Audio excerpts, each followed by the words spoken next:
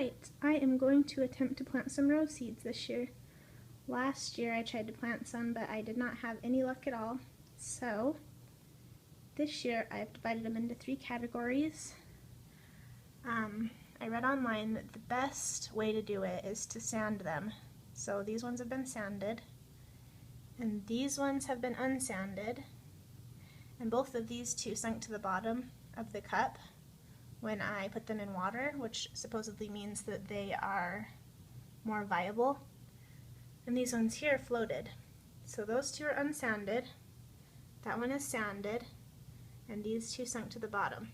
So theoretically these sanded ones should do the best, and those should do the second best, and these potentially might not grow at all. And I'm going to plant all 3 and see what I get. All of these have been in the fridge for 3 months. In these little containers that are a bit moist, and they're ready to get planted now. Got them all planted in their tray now. I did the ones that sunk and that were sanded here on the top, and the unsanded ones in the center, and the floating ones on the end.